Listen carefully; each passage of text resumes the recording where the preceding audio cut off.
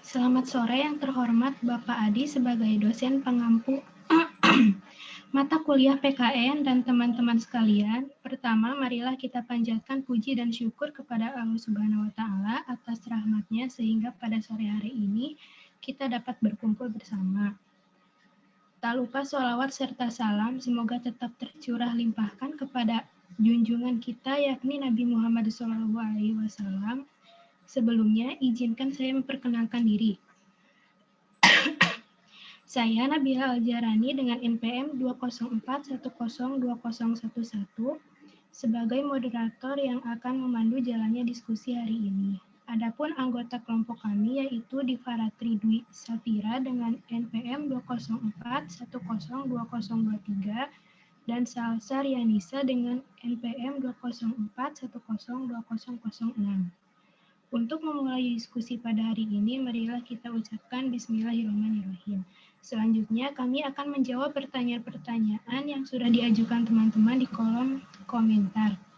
Langsung saja untuk pertanyaan yang pertama, yaitu dari Anissa. Terdapat 2 pertanyaan, yaitu yang pertama, mengapa penduduk Indonesia dibagi menjadi 3 golongan? Apa tujuannya? Apakah pembagian golongan melahirkan kontroversi? Jika ada kontroversi, apa saja kontroversi yang terjadi pada masanya? Kemudian yang kedua, setelah Orde Baru, pemerintah Indonesia menginstruksikan untuk menghentikan penggunaan istilah pribumi dan non-pribumi, serta menegaskan bahwa setiap suku asli di Nusantara merupakan pribumi. Apa alasan pemerintah mengeluarkan istilah pribumi? Bagaimana cara pemerintah dan kita selaku warga negara Indonesia menyikapi istilah pribumi dan non-pribumi masa kini yang banyak terjadi kesalahpahaman dan dalam mengartikannya? Untuk pertanyaan yang pertama dari Anissa ini akan dijawab oleh Salsa. Kepada Salsa dipersilahkan. Baik, terima kasih kepada moderator yang telah mempersilahkan saya untuk menjawab pertanyaan dari Anissa. Untuk pertanyaan pertama yaitu, mengapa penduduk Indonesia dibagi menjadi 3 golongan? Apa tujuannya dan apakah pembagian golongan melahirkan kontroversi? Jika ada, apa saja kontroversi yang terjadi? Alasan yang melatar belakangi pemerintah Hindia Belanda pada waktu itu mengadakan pembagian golongan penduduk adalah alasan politis, historis, dan alasan yuridis. Pembagian golongan tersebut tidak melahirkan kontroversi, tetapi yang membedakan secara hukum perdata yang berlaku saja. Seperti yang pertama untuk golongan bangsa Indonesia asli atau Bumi Putra. Itu berlaku hukum adat, yaitu hukum yang sejak dahulu tidak berlaku, yaitu hukum yang sejak dahulu telah berlaku di kalangan masyarakat. Tetapi hukum ini masih berbeda-beda sesuai daerahnya masing-masing. Selain itu, adapun hukum yang secara khusus dibuat oleh pemerintah Belanda untuk kaum Bumi Putra. Yang pertama yaitu Ordonansi Perkawinan Bangsa Indonesia Kristen. Yang kedua yaitu Ordonansi tentang Maskapai Andil Indonesia atau IMA. Yang ketiga yaitu Ordonansi tentang Perkumpulan Bangsa Indonesia.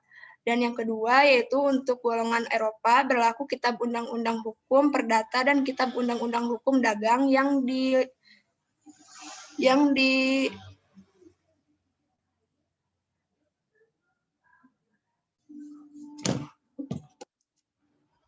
diselaraskan dengan Burgerlijk Wetboek dan Wetboek van Koophandel yang berlaku di negara Belanda.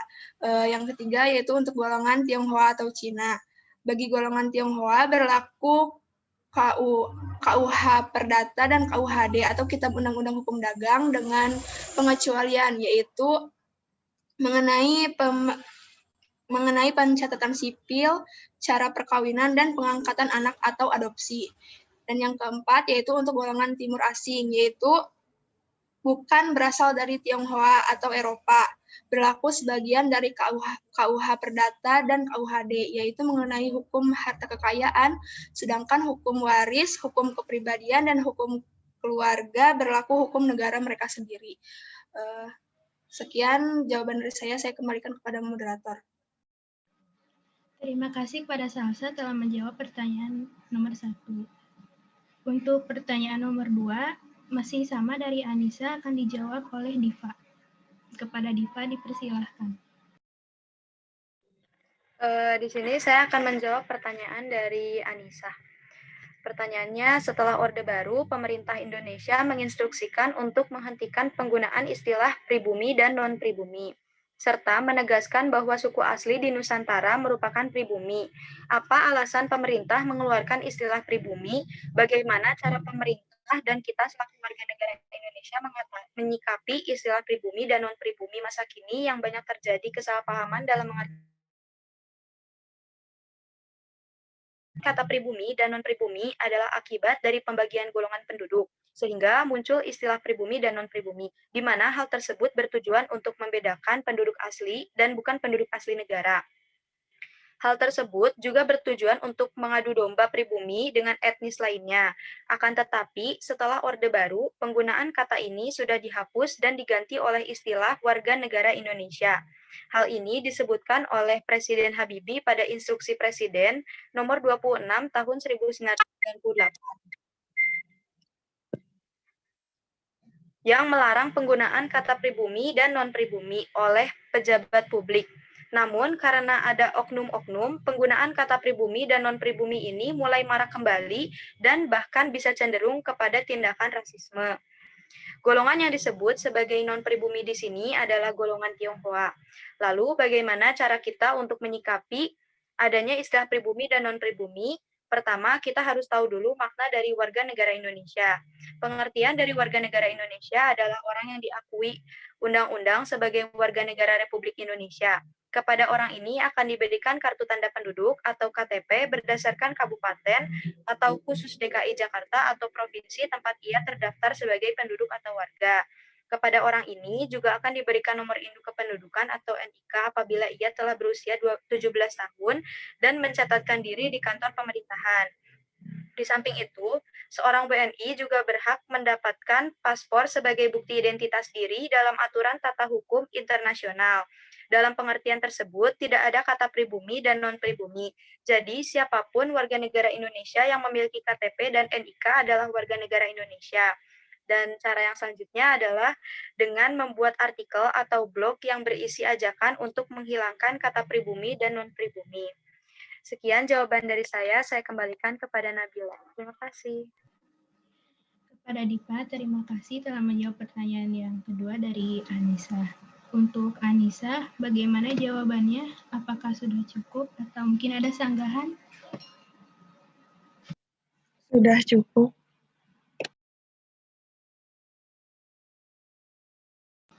Baik, terima kasih. Dilanjut saja untuk pertanyaan yang kedua, yaitu dari Sebina Angrelia Prastika dengan NPM 204-102015, izin bertanya, pada 7 poin cara yang ditempuh untuk memperoleh kewarganegaraan Indonesia, salah satunya melalui naturalisasi kepada Menteri Kehakiman. Akan tetapi, hasil dari naturalisasi tersebut dapat diterima atau ditolak. Lalu, faktor-faktor apa sajakah yang membuat suatu pengajuan kewarganegaraan tersebut ditolak? Terima kasih. Untuk pertanyaan dari Sebina ini akan dijawab oleh Diva. Kepada Diva, dipersilahkan. Izin menjawab pertanyaan dari Sebina. Jadi jawabannya, Menteri Kehakiman dapat menolak permohonan apabila persyaratan substantif belum lengkap. Pejabat akan mengembalikan permohonan kepada pemohon paling lambat 7 hari terhitung sejak tanggal pemeriksaan substantif dilakukan. Mungkin seperti itu jawabannya. Terima kasih. Terima kasih Diva telah menjawab pertanyaan dari Sebina. Kepada Sebina, apakah sudah cukup dapat dipahami atau mungkin ada sanggahan? Baik, bisa dipahami. Terima kasih atas jawabannya. Kemudian lanjut ke pertanyaan nomor 4, yaitu dari Indira Septira. Dengan NPM 204-102013, izin bertanya, bagaimana cara untuk mendapatkan kitas bagi seorang WNA yang berstatus refuge tetapi sudah menikah dengan seorang WNI secara agama.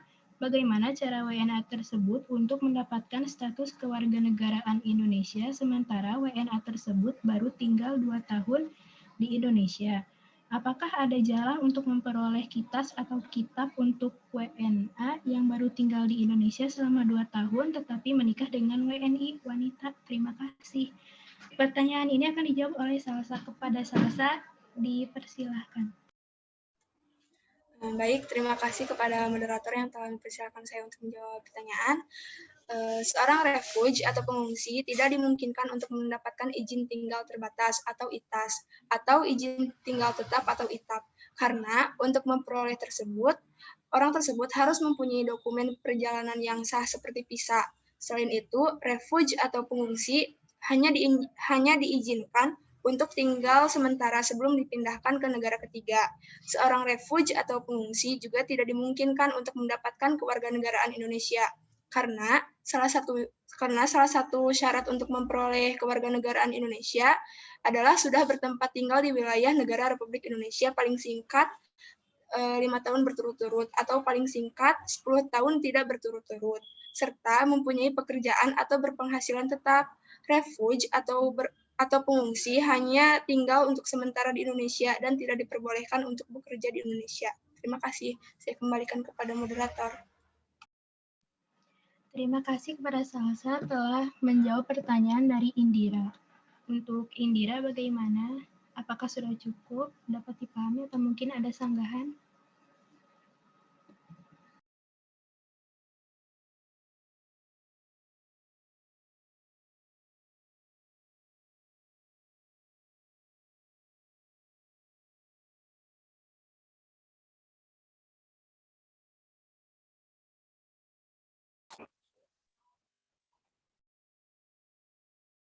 Dapat dipahami.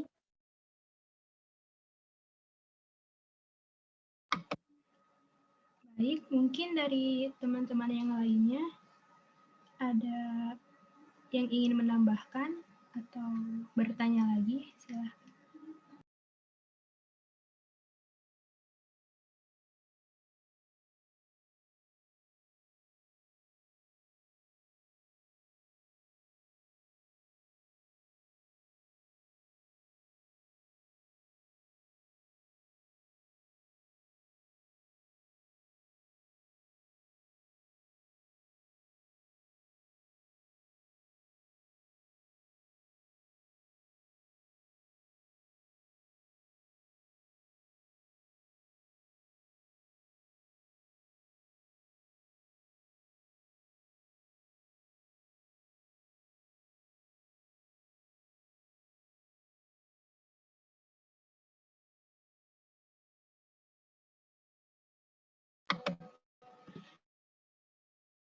Baik, jika tidak ada yang akan bertanya atau menambahkan,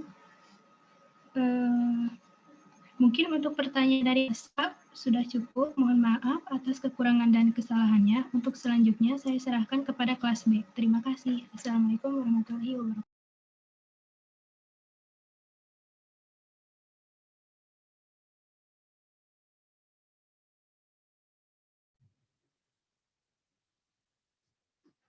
Baik, terima kasih kepada moderator kelompok 4 kelas A.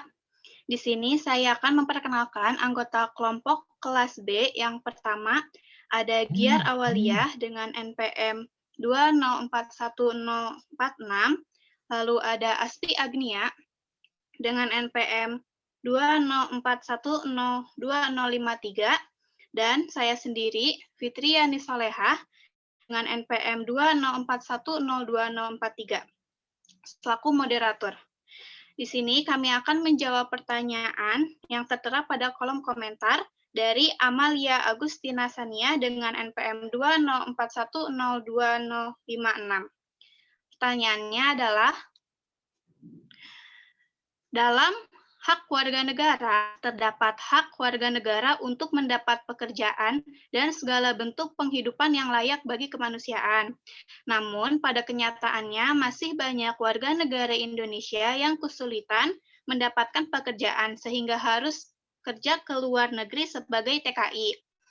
Lalu masih banyak juga masyarakat Indonesia yang tidak memiliki kehidupan yang layak. Jadi sebenarnya jaminan hak pekerjaan dan penghidupan yang layak dari negara kepada warga negara itu bentuknya seperti apa? Terima kasih. Pertanyaan ini akan dijawab oleh saya sendiri. Bentuk jaminan hak pekerjaan dan penghidupan yang layak dari negara kepada warga negara yaitu seperti tidak adanya larangan bagi setiap orang untuk bekerja dengan sesuai yang mereka inginkan, seperti menjadi karyawan kantor atau pabrik, guru, dokter, sampai menjadi presiden pun semua diperbolehkan. Tetapi hak untuk mendapatkan pekerjaan dan penghidupan yang layak itu sering kurang diperhatikan atau dikesampingkan karena adanya keserakahan manusia, di mana ini merupakan salah satu faktor yang menyebabkan manusia masih banyak yang nepotisme dalam mencari pekerjaan. Contohnya, untuk orang yang diterima dalam pekerjaan itu masih didominasi oleh keluarga orang-orang yang telah bekerja di suatu perusahaan, atau biasa disebut kekuatan orang dalam. Padahal pemerintah sudah berusaha untuk memberikan penghidupan yang layak kepada warga, namun seringkali tidak tersampaikan karena adanya orang-orang yang serakah seperti korupsi. Lalu di negeri ini juga, untuk mencari pekerjaan masih menggunakan sogokan sejumlah uang agar bisa diterima. Masih banyak manusia yang demi menuntut haknya memenuhi keinginannya, lantas ia menghalalkan segala cara. Mereka tentu saja tidak memikirkan hak-hak orang lain dalam melakukan hal tersebut. Sehingga dengan lapangan pekerjaan yang terbatas, maka tentu saja lapangan pekerjaan yang tersedia tidak dapat menampung banyaknya angkatan kerja yang ingin mendapatkan pekerjaan. Maka bukan tidak mungkin akan terjadi pengangguran di mana-mana. Padahal orang harus bekerja untuk hidup sejahtera lahir dan batin. Rendahnya upah tenaga kerja juga menjadi masalah dalam negeri ini. Para buruhlah yang terutama mengalami ketidakadilan ini. Mereka semua bekerja sangat keras, tetapi upah yang didapat sangatlah minim. Mungkin itu saja jawabannya. Apakah jelas, Amalia? Mungkin ada yang ingin dipertanyakan lagi? Baik, terima kasih kepada kelompok 4 yang telah memberikan jawabannya. Saya sudah paham. Terima kasih. Terima kasih. Apakah dari teman-teman yang lain ada pertanyaan atau sanggahan? Dipersilahkan.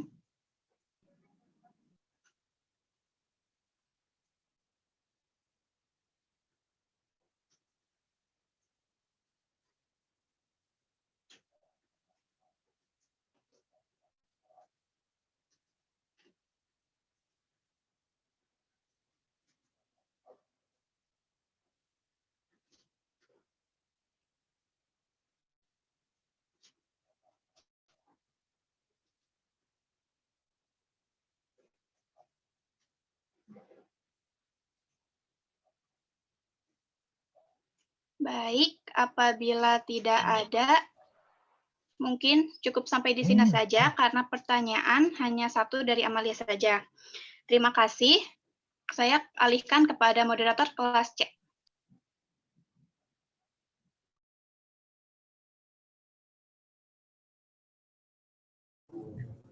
Baik, terima kasih kepada moderator kelas A dan kelas B. Di sini saya akan memperkenalkan anggota kelompok kelas C, yaitu Reka Melana Putri dengan NPM 204102074, Azkia Nurul Fauzia dengan NPM 204102086, dan saya sendiri dengan NPM 204102071. Di sini kami akan menjawab pertanyaan-pertanyaan yang tertera dalam kolom komentar YouTube. Baik, langsung saja, yaitu ada pertanyaan dari Olga Dila Pramudia Putri dengan NPM 204102066. Pertanyaannya yaitu, dalam menit ke-5.13 terdapat mengenai status kewarganegaraan. Salah satunya yaitu bipatrid. Pertanyaannya, apakah ada kerugian tersendiri dari status tersebut? Terima kasih. Baiklah, pertanyaannya akan dijawab oleh Reka Milana Putri. Kepadanya saya persilahkan. Baik, terima kasih kepada moderator. Izin menjawab pertanyaan dari Olga Dila. Dalam menit ke 5.13 terdapat mengenai status kewarganegaraan, salah satunya Bipatrai. Pertanyaannya, apakah ada kerugian tersendiri dari status kewarganegaraan tersebut? Jawabannya ada, karena dengan memiliki kewarganegaraan ganda, maka seseorang akan memiliki kewajiban ganda. Misalnya dalam hal hak pajak, pelayanan wajib militer, dan perlakuan yang berbeda seolah-olah dirinya asing. Ada kemungkinan bagi seorang pemegang kewarganegaraan menghadapi situasi double tax, misalnya pada pajak penghasilan mereka atau pajak keluar masuk barang. Situasi ini tentunya membawa kerugian bagi kesejahteraan mereka. Di bidang wajib militer, misalnya sebuah kondisi di mana ada negara yang mewajibkan warga negaranya untuk mengikuti wajib militer, sehingga seseorang pemegang kewarganegaraan dapat memiliki kewajiban ganda. Keadaan ini terutama dalam hak kerahasiaan militer. Mungkin itu saja jawaban dari saya kembalikan kepada moderator. Baik, terima kasih kepada Reka yang telah menjawab pertanyaan dari Olga. Kepada Olga, apakah dapat dipahami? Baik, dapat dipahami. Terima kasih. Apakah dari teman-teman yang lain ada pertanyaan atau sanggahan?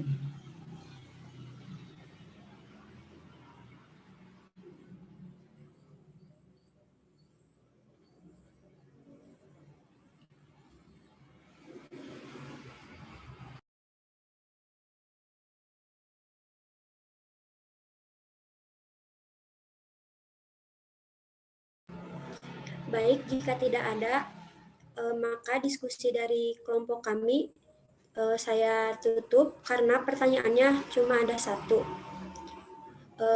Sebelumnya saya mohon maaf bila terdapat kesalahan. Baiklah, saya tutup. Wassalamualaikum warahmatullahi wabarakatuh.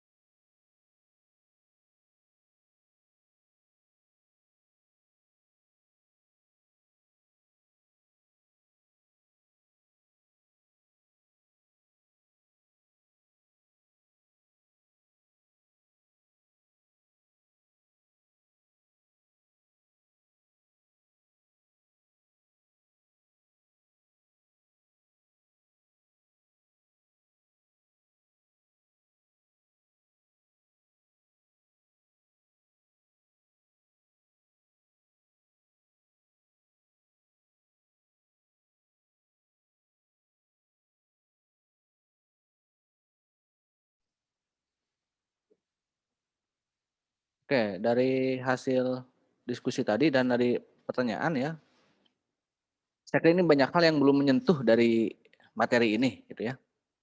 Karena hanya ada beberapa pertanyaan. Saya nggak tahu apakah mau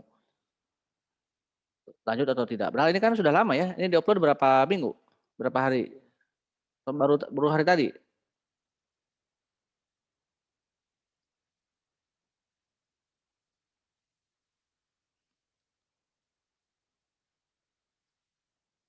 Ada beberapa hal yang belum tergali sebenarnya ya dari materi ini tentang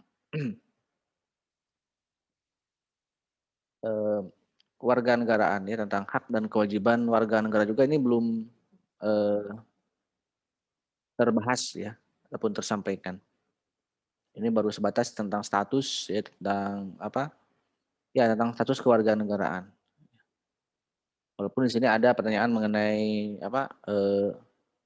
Hak ya. Bahkan di sini juga ada melalui Menteri Kehakiman. Di sini sekarang itu tidak lagi mengenal istilah Menteri Kehakiman ya. Yang ada juga sekarang tuh Menteri Hukum dan Hak Asasi Manusia. Ya kalau sekarang istilahnya sekarang ya. setelah amandemen tentunya, setelah adanya reformasi pemerintahan itu tidak ada lagi Menteri Kehakiman.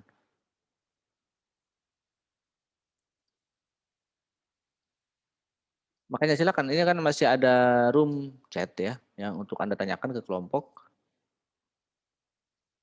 maupun pertanyaan yang masuk ke saya di Zoom ya. Coba yang belum terbahas materi tentang negara dan warga negara yang bertanya ke saya langsung, yang belum dibahas barusan maupun minggu lalu, silakan untuk ditanyakan ulang ataupun dibacakan ya pertanyaan yang masuk ke saya.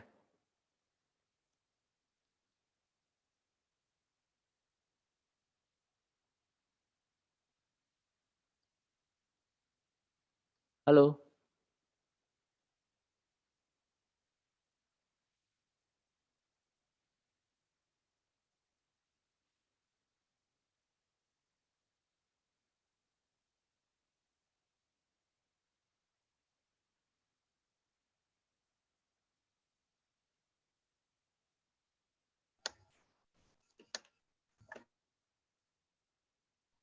Bapak, saya izin membacakan pertanyaan yang saya tulis di kolom komentar YouTube saat itu. Yang belum dijawab sama Bapak, boleh? Maupun yang belum terbahas oleh teman-temannya ya. Iya. Silakan. Jadi Siapa?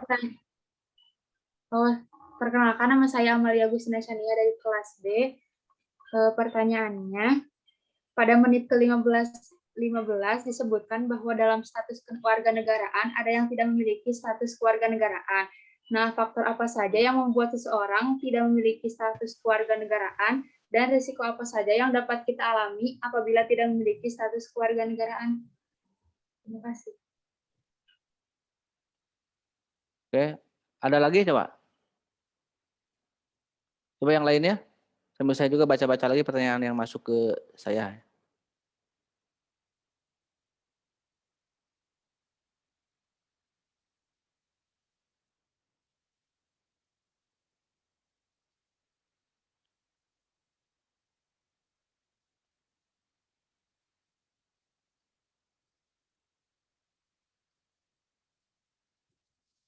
Ini dari 85 berarti ada sekitar 8 atau 7 orang yang tidak masuk ya di hari ini. Oke, risiko dari adanya status kewarganegaraan ya, ada yang bermasalah sebenarnya kan ketika memiliki dua kewarganegaraan atau tidak sama sekali kewarganegaraan. Dan itu kenapa itu terjadi, itu kan? Ya kalau sebenarnya kalau hanya bagi kita yang hanya tinggal di sebuah negara tanpa ada komunikasi dengan warga negara lain, saya kira kita relatif aman-aman saja. Ya. Namun yang menjadi masalah ya ketika ada permasalahan ya, hubungan antar negara, ya. Baik itu karena perkawinan, ya, pekerjaan maupun urusan-urusan yang lainnya. Ketika hidup di dalam tengah-tengah suatu negara. Pertama, karena setiap negara itu memiliki azas yang berbeda ya, tentang kewarganegaraannya. Ada yang jus soli dan jus sanguinis misalnya. Ada yang karena memang kelahiran dan karena keturunan.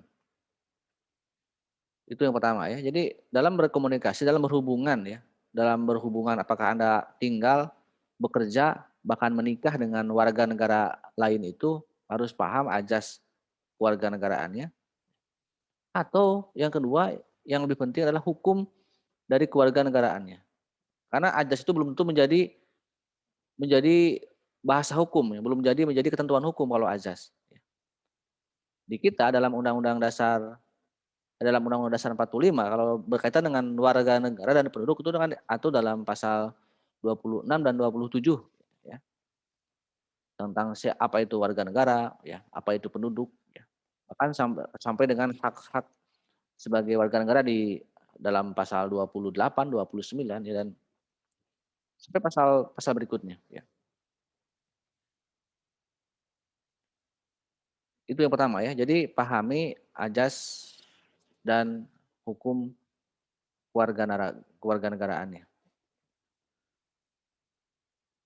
Kenapa bisa menimbulkan persoalan? Yang terpenting begini ya, kalau di Indonesia, ya, kita berbicara Indonesia dulu.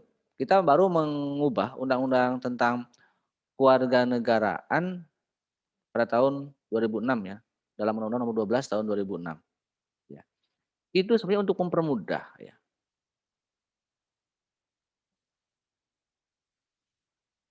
Urusan kewarganegaraan di Indonesia. Sebagai negara sebenarnya tentunya berharap tidak ada masalah ya kepada warga negaranya. Jangan sampai terjadi yang kehilangan kewarganegaraan dan jangan sampai juga ada yang beberapa memiliki kewarganegaraan.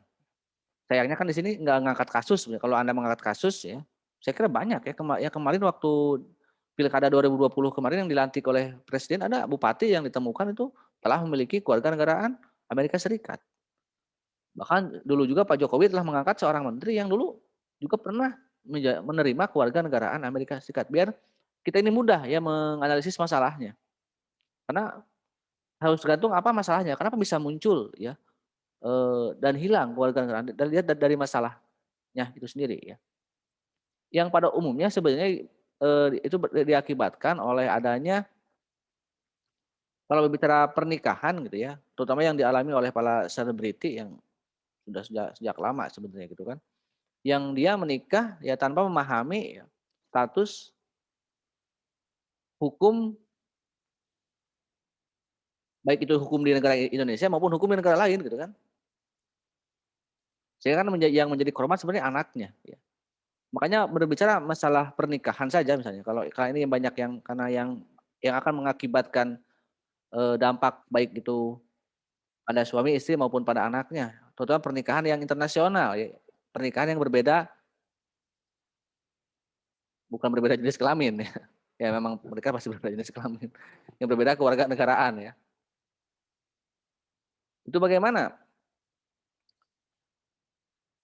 Selain Anda memahami azas dan hukum, ya, asal hukum di negara kita maupun hukum di negara lain. Ya. Yang pertama harus ada prinsip dulu sebenarnya. Ketika menikah itu apakah akan ikut kewarganegaraan istri? Kalau misalnya di sini Ajis mendapatkan seorang putri misalnya dari Nigeria ya, atau Amalia mendapatkan kabar boy dari Kamerun misalnya.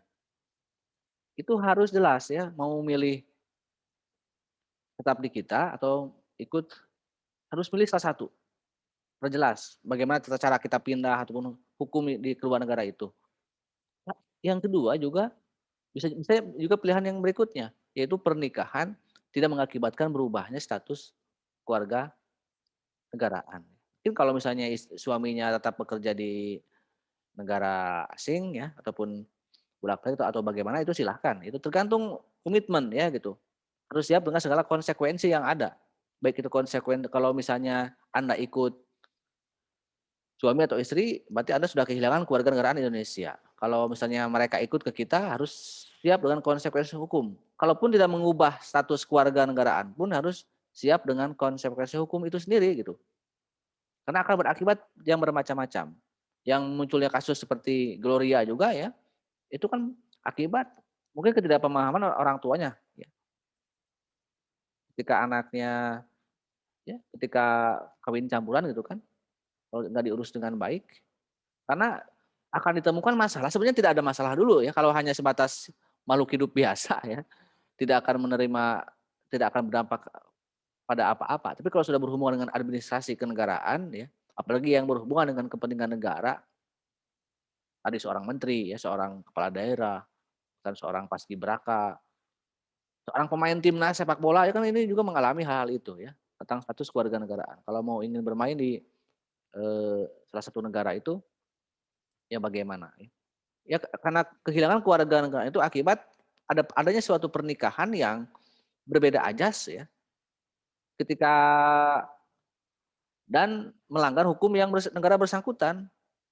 Misalnya begini, kalau misalnya Indonesia menganut ajas kelahiran, terus Cina ajasnya keturunan, misalnya di Indonesia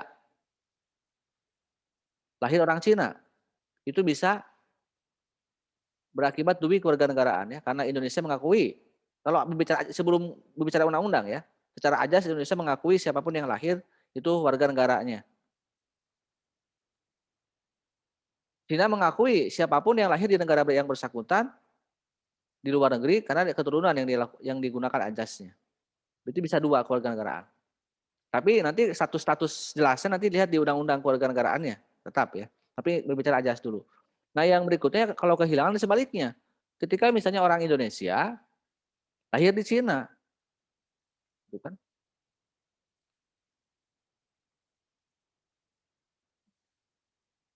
Itu yang akan berakibat pada hilangnya status atau berstatus apatrid ya, tidak memiliki kewarganegaraan ya. Tapi apapun itu ya, dalam undang-undang paling tidak dalam undang-undang kewarganegaraan Indonesia, kalau anak yang hasil kawin campuran ya atau pernikahan berbeda kewarganegaraan ya, mereka itu akan menentukan status jelasnya, akan diberikan kesempatan sampai 18 tahun harus memilih mana yang akan dipilih kan gitu. Makanya kalau Anda lihat salah satu trik pemerintah dalam mencari bakat-bakat pemain sepak bola sebenarnya mencari anak-anak keturunan Indonesia kan di Belanda.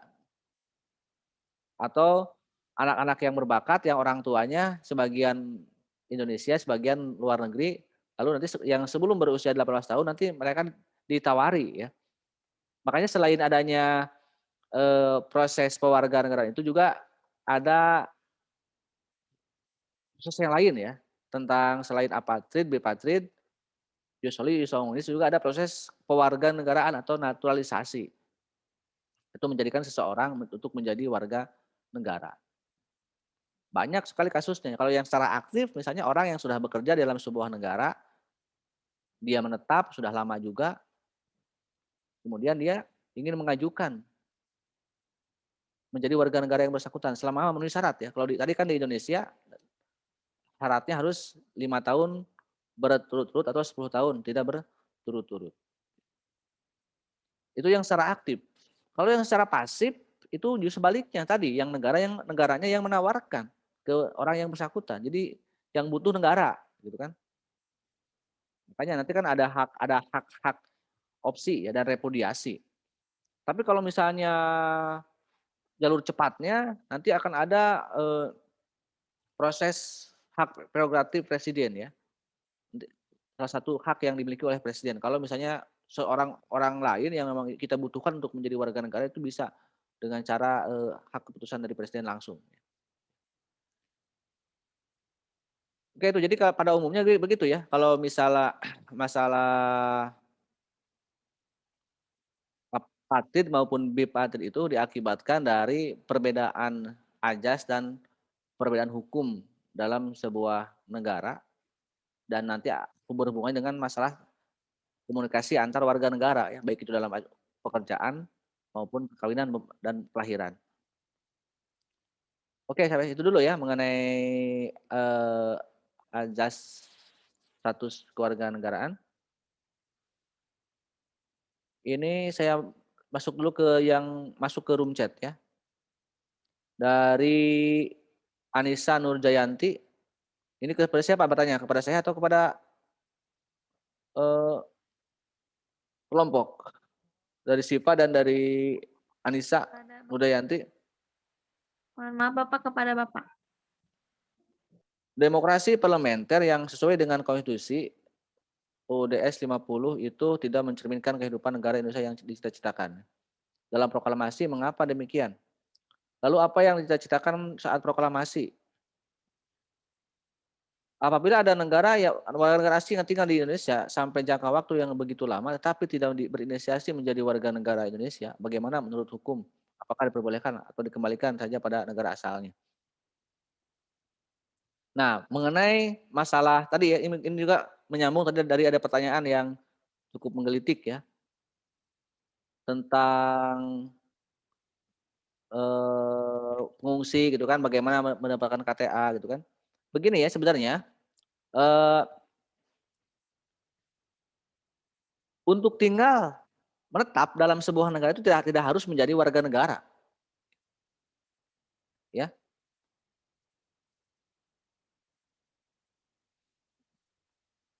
Kan kalau berbicara penduduk itu kan ada penduduk, ada bukan penduduk. Ya. Berarti kalau bukan penduduk itu yang tidak menetap. Bedanya ya. Misalnya orang yang hanya untuk berpariwisata hanya 1-2 hari, itu kan mereka tidak menetap sementara. Tapi yang menetapnya itu ada 2, ada warga negara, ada warga negara asing. Nah, warga negara asing itu bisa menetap itu bisa karena urusan pendidikan, jadi sekolah ya. Orang Indonesia misalnya sekolah kuliah di Amerika, berarti dia itu orang Indonesia tapi menetap di Amerika untuk urusan pendidikan. Kalau selama 5 tahun misalnya kalau kuliah, atau dikontrak oleh perusahaan Amerika selama 5 tahun, atau para TKI yang ada di Korea, di Malaysia, di Arab Saudi, ya tergantung dia berapa tahun kontraknya.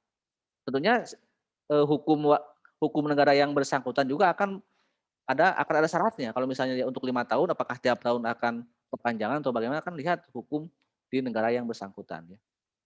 Atau juga sebaliknya yang orang asing yang tinggal di kita, sama tadi ya, pekerjaan, pendidikan, maupun yang tinggal di dalam kantor-kantor kedutaan dan konsul ya.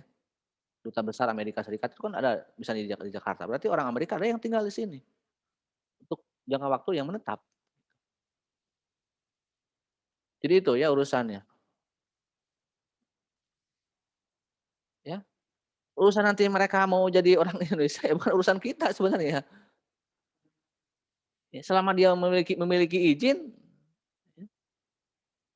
terus dia tidak mau menjadi warga negara Indonesia, ya ngapain kita repot-repot untuk mengurusnya gitu ya. Selama ada izin, tidak pernah melanggar hukum ya. Ya akan kecuali misalnya alasannya dia misalnya kalau dia sudah suami istri, dia ternyata betah, ketagihan di Indonesia, ada proses tata cara untuk menjadi warga negara kan. Kalau dia misalnya sudah memenuhi syarat ya 5 tahun berturut-turut atau 10 tahun berturut-turut,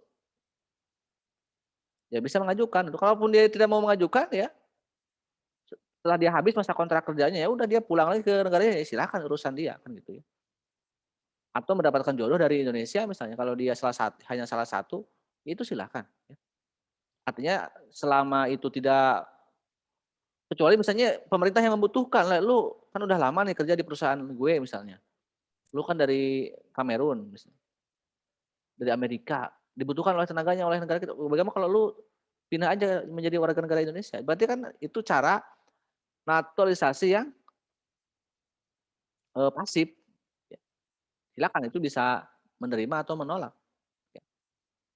Itu ya kalau tidak berinisiasi ya kita jangan repot-repot ya. Justru kalau dia mau ya dia ajukan sesuai dengan persyaratan yang ada dalam Undang-Undang Nomor 12 Tahun 2006 ya. Kalau misalnya dikembalikan itu untuk urusan apa? Apakah dia karena melanggar? Apakah dia dianggap ilegal? Kan deportasi itu harus ada alasannya. Kalau dia misalnya masih sedang bekerja, izinnya masih ada, terus tiba-tiba ingin mengusirnya, mengembalikannya, ya nanti kita melanggar hak asasi manusia dong gitu ya. Mengusir warga negara asing yang sah, yang legal, ataupun siapapun apakah pekerja atau siapa gitu. Jadi selama tidak ada masalah ya ngapain kita permasalahkan ya. Oke, dari SIPA ini pertanyaannya mengenai warga negara Indonesia mendapatkan siksaan dari negara lain. Apakah yang dilakukan oleh pemerintah? Apakah yang akan didapatkannya? Apakah akan mendapatkan jaminan keluarga? Lalu pertanyaan kedua, apakah benar apabila sudah lebih 3 bulan seorang warga negara tinggal di negara lain, baik itu warga negara Indonesia atau negara asing, otomatis tersebut akan menjadi warga negara yang tersebut. Nah ini juga harus tidak ada istilah otomatis ya. Sebenarnya taati aja hukum kewarganegaraan yang negara yang bersangkutan karena itu pasti berbeda-beda ya hukum kewarganegaraannya. Ada yang memang ketat, ada yang memang longgar ya. Memang hukum kewarganegaraan. Tentang masalah penyiksaan itu ya tergantung kasusnya juga. Apakah disiksa oleh majikannya, apakah alasan istrinya juga, apakah memang dia seorang misalnya pembantu yang bandel, yang ngeyel atau tidak kan. Kalau memang bersalah disiksa ya itu kan nanti apapun itu ya. Kalau misalnya begini, peristiwa hukum dalam sebuah negara itu ya akan dikenai hukum negara tersebut gitu. Jadi kalau misalnya seorang TKI yang disiksa maupun yang melakukan kejahatan di suatu negara akan terikat oleh hukum negara yang bersangkutan. Baik sebagai korban maupun sebagai pelaku. Ya, berarti kalau misalnya seorang TKI itu dia sebagai korban, berarti kan yang menjadi tersangkanya majikan, ya berarti majikannya akan dihukum sesuai dengan hukum di negara yang bersangkutan. Ya, kalau itu adil, kalau misalnya dirasa tidak adil ya bisa aja ada semacam bantuan hukum dari pemerintahan Indonesia ya. Apakah melalui diplomasi maupun melalui, saya kira banyak, ada perjanjian, ada setiap negara itu yang melakukan hubungan diplomatik itu pasti ada perjanjian ya. Mana yang lebih ranah yang lebih bisa masuk, mana yang tidak. Makanya ada perjanjian internasional. Ada amnesti. Kalau misalnya dulu ada misalnya Pak SBY pernah mengampuni salah satu narapidana narkoba dari Australia dengan amnesti atau pengampunan. Jadi kadang-kadang kalau ada lobby-lobby seperti itu. Kadang kita pun kalau misalnya kasusnya ada hukuman, ada seorang TKI Indonesia yang dihukum mati di Malaysia ataupun di Arab Saudi. Kalau kasus hukumnya misalnya itu dirasa tidak adil, makanya sering turun tangan pemerintah kita juga ya. Tentunya selain kita sebelum langkah langsung ke jalur hukum masuk ke ranah itu, yang paling baik biasanya diplomasi dulu dengan negara yang bersangkutan ya. Misalnya Menteri Luar Negeri Indonesia melobi dulu Menteri Luar Negeri Arab Saudi atau menghubungi dulu kedutaan besar negara kita yang ada di Arab Saudi maupun di Malaysia. Karena banyak terjadi itu biasanya di Arab Saudi dan di Malaysia ya. Jadi adanya diplomasi dulu. Jadi ini juga harusnya tergantung kasusnya juga ya. Mengenai ini. Ada juga misalnya beberapa tahun lalu seorang mahasiswa dari Depok ya, orang Indonesia. Dia melakukan kejahatan di kota Inggris, di Manchester ya, di salah satu kota di Inggris. Dan kejahatannya itu memalukan kan, melakukan sodomi ya, kejahatan seksual itu kan masa kita mau membela warga negara kita yang melakukan kejahatan itu ya. Walaupun misalnya dia dihukum oleh hukum Inggris, kalau memang dia jelas-jelas penjahat ya kenapa harus kita hukum? Kecuali tadi ya, kalau korban yang benar-benar korban yang seperti para TKI, para pembantu yang banyak sekali ya dihukum mati, dihukum gantung atau divonis mati oleh negara-negara yang tempat dia bekerja. Ya tergantung juga kasusnya juga ya gitu. Ada yang berhasil, ada yang tidak ya. Beberapa kasus makanya harus ada kasusnya sebenarnya kalau ingin lebih spesifik.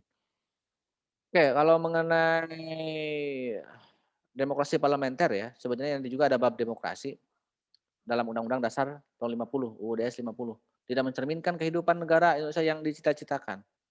Sebenarnya ya kalau berbicara cita-cita proklamasi ya, tujuan bernegara itu dalam pembukaan ya, tidak berbicara ya, tentang bagaimana bentuk negara atau bentuk pemerintahan secara jelas ya. Yang penting kan melindungi segenap bangsa Indonesia dan seluruh tumpah darah Indonesia. Tujuannya adalah bagaimana supaya negara berdaulat ya, rakyat sejahtera. Urusan bentuk negara, bentuk pemerintahan, sistem pemerintahan kita pernah mencoba semuanya kan. Kita mencoba kesatuan, kemudian berganti menjadi republik. Balik lagi ke kesatuan. Sistem pemerintahan kita presidensil, dicoba lagi parlementer, balik lagi ke presidensil ya. Dengan beberapa alasan ya, efektif atau tidak efektif. Karena kalau berbicara mana yang baik, mana yang buruk, semuanya buruk, nggak ada yang baik gitu ya. Tapi mana yang sedikit keburukannya gitu kan. Kalau berbicara efektif, semuanya tidak efektif. Tinggal milih mana yang dirasa lebih lebih efektif akibat kedua-duanya tidak efektif gitu ya. Jadi itu. Jadi tidak ada alasan khusus kita ini untuk memilih salah satu bentuk negara maupun bentuk pemerintahan ya. Yang penting tujuannya itu. Maksudnya ada anak lapar ya, ada apa ini tadi pertanyaan mengenai ada hak orang yang bekerja tidak mendapatkan pekerjaan yang layak.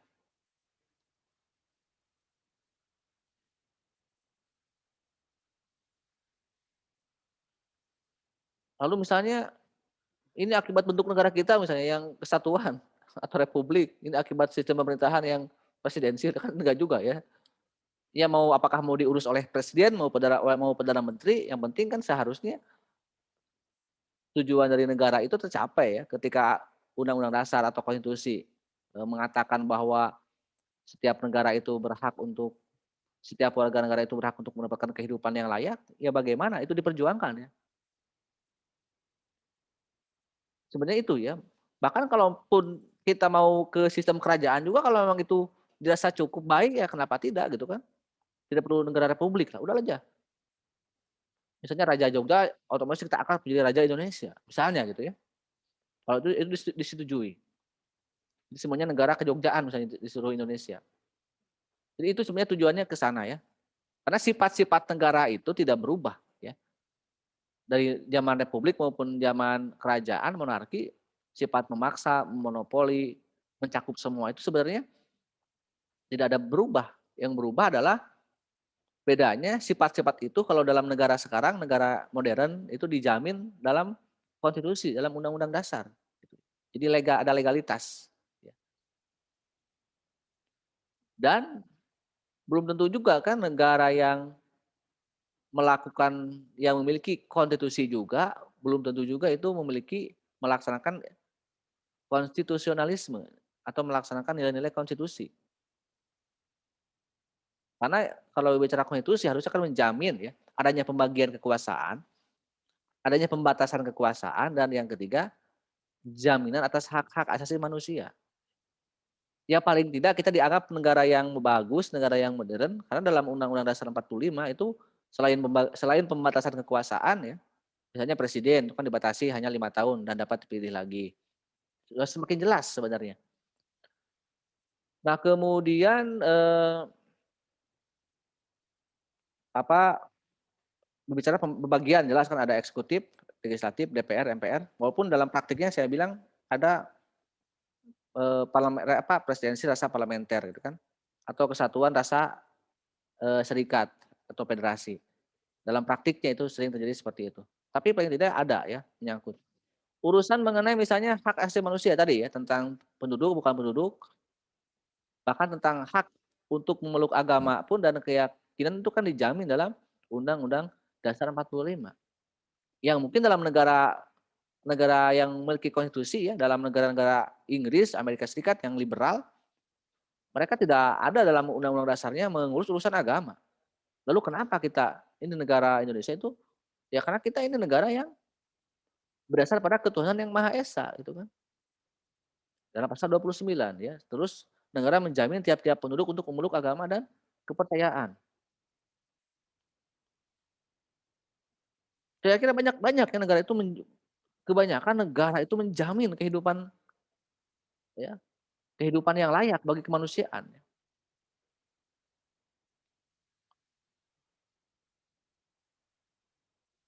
Persoalannya ketika misalnya untuk mendapatkan pekerjaan, kenapa negara tidak memberikan pekerjaan?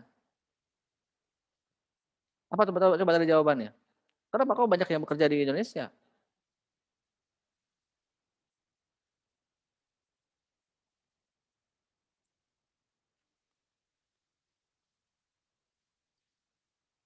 Ada kalanya ya, jaminan negara itu tidak harus serta-merta hak warga negara itu maksudnya. Tidak serta-merta harus dijamin oleh negara.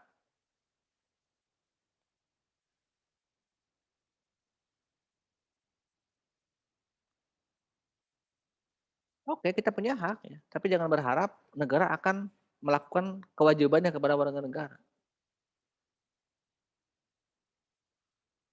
Bisa karena beberapa alasan ya. Berbicara pendidikan misalnya. Ada juga hak semuanya harusnya negara itu wajib memberikan pendidikan kepada warga negara. Karena dalam tujuan negara kan mencerdaskan kehidupan bangsa.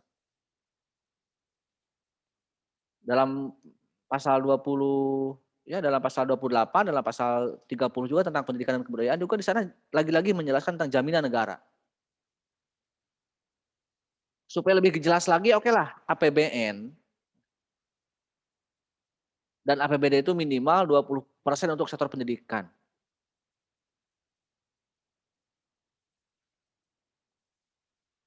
Ya harapannya ketika sudah dipertegas seperti itu, ketika ada 20% ya, kalau pendapatan kita dan anggaran negara kita semakin banyak atau anggaran daerah semakin banyak, berarti kan mungkin sampai bisa menggratiskan pendidikan. Tapi kalau misalnya baru sebatas kemampuan yang baru sebatas pada menggratiskan sampai SD, SMP, SMA misalnya, itu kan kemampuan negara. Atau mungkin pengelolaan pendidikan yang salah gitu kan? Tidak merata, bukan untuk mensejahterakan guru, mensejahterakan siswa supaya lebih mudah mendapatkan pendidikan, tapi menumpuk di bagian-bagian tertentu yang tidak penting ya. Bahkan mungkin banyak yang dikorupsi juga dalam bidang pendidikan. Padahal pesan dari undang-undang dasarnya sudah mengarah ke sana. Jadi mungkin alasan kenapa tidak semua jaminan itu diberikan oleh negara karena ketidakmampuan negara juga belum mampu, gitu kan? Dari dulu misalnya fakir miskin dan anak telantar dipelihara negara. Harusnya itu kan tanggung jawab negara, ada menteri sosial harusnya ya. Kan sayang ya menteri sosial yang kemarin malah jangankan untuk memberikan hak melaksanakan pasal itu. Malah terjerat kasus korupsi, malah ya memperkaya diri gitu kan. Bahkan Ibu Risma pun saya lihat baru sebatas belusukan ya. Belum memelihara secara penuh ya. Baru belusukan ke daerah-daerah di Jakarta. Belum ada solusi konkretnya gitu. Saya kira banyak ya tanggung jawab negara yang belum diurus, yang belum dipenuhi. Ya. Kalau memang kita merasa perlu untuk memintanya silakan. Berarti karena banyak hak yang kita miliki dan banyak juga kewajiban yang dimiliki negara.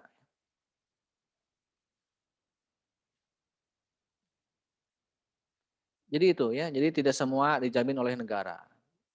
Banyak juga yang bertanya, Pak kenapa di negara kita hanya ada 6 agama yang diakui? Kan katanya negara itu menjamin tiap-tiap penduduk untuk meluk agama dan kepercayaannya itu. Kan tidak disebutkan agamanya apa. Tapi kenapa hanya untuk 6 agama? Nah disinilah berlaku tadi. Jaminan negara itu tidak serta-merta harus diberikan kewajiban ya, dipenuhi oleh negara. Kita aja yang normal misalnya. Setiap warga negara berhak untuk memiliki perumahan yang layak bagi kemanusiaan. Tapi kan tidak serta-merta negara memberikan rumah kepada warga negara. Setiap warga negara berhak untuk hidup dan melanjutkan keturunan. Itu apa coba? Itu jaminan untuk apa? Untuk hidup dan melanjutkan keturunan. Berarti kita warga negara berhak untuk menikah misalnya, kawin. Lalu di sini ada yang jomblo, masih jomblo. Kan negara harus menjamin ya. Apakah negara menyediakan pasangan bagi Anda yang masih jomblo? Oh negara beri aku cinta misalnya, beri aku jodoh. Tidak juga gitu kan. Itu contohnya, jadi tidak semua hak warga negara itu harus disertai dengan negara untuk menunaikan kewajibannya. Nah bagi mereka yang tidak beragama, apakah mereka punya hak? Ya banyak hak mereka itu. Namun untuk masalah pelayanan keagamaan yang mereka berbeda dengan yang beragama, yang 6 agama yang diakui. Hak-hak mereka berbeda. Tapi hak-hak yang lain saya kira sama aja dengan warga negara lain gitu kan. Jadi negara juga bukan berarti diskriminasi, tapi kan ada proporsional gitu kan. Bukan hanya melihat Pancasila, melihat Undang-Undang 45 secara tekstual, tapi lihat sisi sosiologisnya gitu. Kenapa hanya begitu? Jadi banyak hal ya yang menjadi tafsiran-tafsiran yang perlu kita pahami. Kemudian dari Amalia, ini bertanya tentang perbedaan apa saja yang dimiliki dan legal dan imigran ilegal. Lalu mengapa banyak imigran ilegal di Indonesia? Imigran itu kan apa sih definisinya? Imigran itu apa definisinya?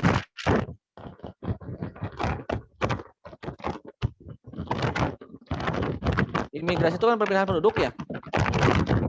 Dari satu tempat ke tempat lain kan gitu. Kalau ini kan konteksnya penduduk warga negara lain. Ya siapapun itu yang kalau tidak izin itu namanya ilegal itu ya. Apakah mau dia borongan, dia mau sendiri, mau berdua, mau banyak. Kalau dia tidak memenuhi syarat izin, apakah izin wisata? Kalau dia berwisata, apakah dia izin untuk bekerja atau bersekolah ataupun bertempat tinggal menetap dalam sebuah negara, itu istilahnya ilegal ya. Nah, biasanya imigran itu dikonotasikan kepada kelompok penduduk, kelompok orang yang mencari suaka ya. Apakah konflik di negaranya itu kan, lalu dia menjadi manusia perahu ya, healing kan ke sebuah negara. Ya kalau misalnya dia saya kira kalau konotasinya semuanya ilegal sih kalau gitu ya. Nah, tergantung bagaimana kemampuan negara ya. Negara yang welcome tidak terhadap imigran itu. Ya. Biasanya dalam beberapa kasus ya, para pengungsi Rohingya, dalam pengungsi atau pengungsi Suriah ya, yang negara-negara yang di tengah konflik ya, ada negara yang memang baik penerimaannya. Kan salah satunya kan jaminan hak asasi manusia juga ya. Apalagi dalam pasal dalam pembukaan kita kan melaksanakan ketertiban dunia. Itu juga bagian dari tujuan menegak. Jadi tergantung statusnya. Tapi yang menarik sebenarnya yang menjadi rawan di kita itu justru bukan imigran sih, namanya TKI ilegal ya, TKA ilegal. Ini yang banyak ditemukan di beberapa proyek-proyek infrastruktur ya, terutama di era pemerintahan sekarang. Karena saking banyaknya kerjasama investasi dengan Tiongkok, dengan Cina. Nah, Cina itu bahayanya itu membawa dengan pasukan-pasukannya gitu ya. Kalau misalnya kita kerjasama dengan investasi dengan Inggris, dengan Belanda, dengan Amerika itu kebanyakan. Kan jarang misalnya orang Belanda ataupun Amerika, Inggris membawa pasukannya, membawa orang-orangnya, itu kan ya udah mereka modal aja. Nah, kalau orang Cina itu membawa dengan para buruh-buruhnya, dengan tenaga-tenaga kasarnya. Nah, kita kan tahu sendiri bahwa Cina negara yang sangat padat penduduknya gitu kan, yang mungkin sudah surplus ya, jumlah penduduknya. Jadi ya sengaja kayak untuk disebar ke seluruh dunia. Makanya tidak heran ya kalau etnis Cina salah satu etnis yang paling banyak menyebar ke seluruh dunia. Yang kadang-kadang kalau sudah menjadi pribumi, sudah menjadi lama, akan menguasai perekonomian di suatu negara. Itu mau tidak mau seperti itu. Ini yang saya kira ini harus diantisipasi dari dulu ya. Sensitivisme kita dengan etnis Tionghoa itu karena banyak faktor gitu ya.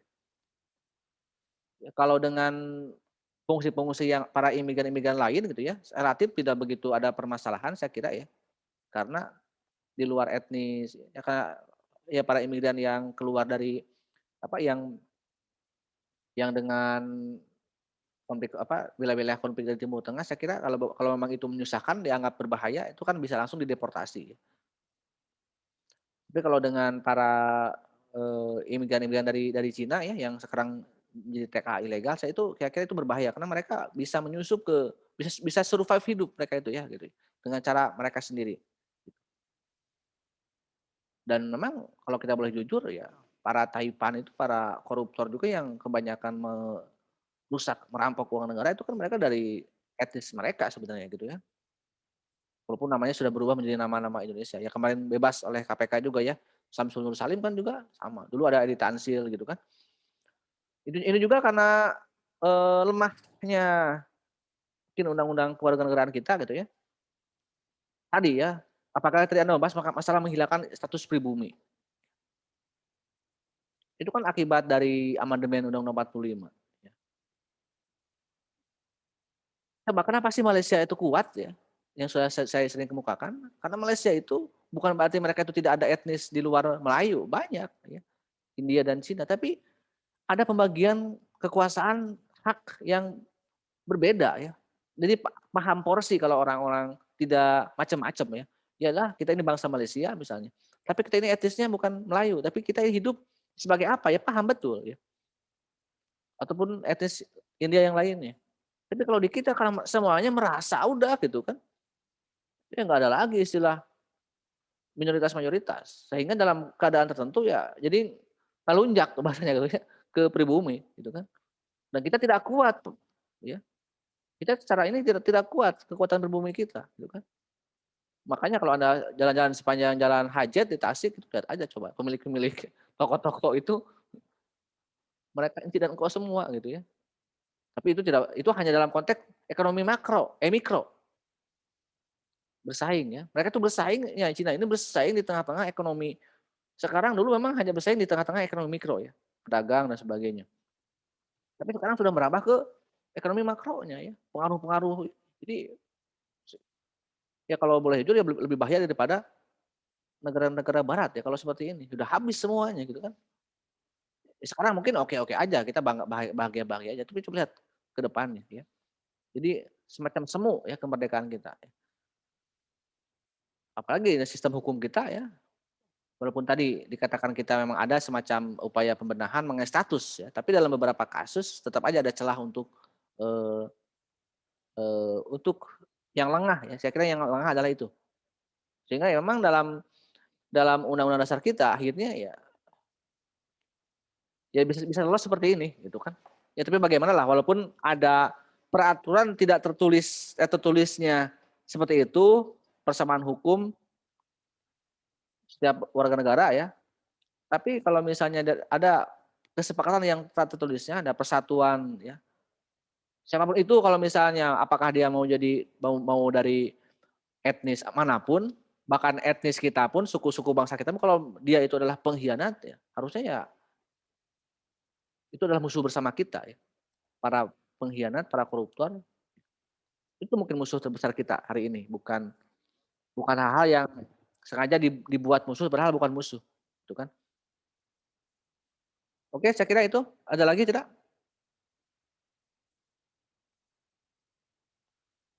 Oke, kalau tidak kita tutup saja ya pertemuan kita di pekan ke-7. Mungkin kita akan lanjut break dulu ujian tengah semester ya di beberapa pekan ke depan. Setelah itu kita masuk ke pekan berikutnya menjelang UAS ya, mungkin apakah seminggu ataupun nanti setelah Lebaran tanggung ya. Kita lihatnya jadwalnya belum nampak gitu ya. Yang jelas di tengah-tengah puasa ini ya bagi umat muslim tentunya itu bukan menjadi alasan kita untuk tidak semangat ya, tidak bergairah dalam mencari ilmu dan beribadah kepada Allah Subhanahu wa taala. Sekian, mohon maaf selama kuliah setengah semester ini ada yang kurang berkenan di hati pemirsa semuanya. Assalamualaikum warahmatullahi wabarakatuh. Waalaikumsalam warahmatullahi wabarakatuh.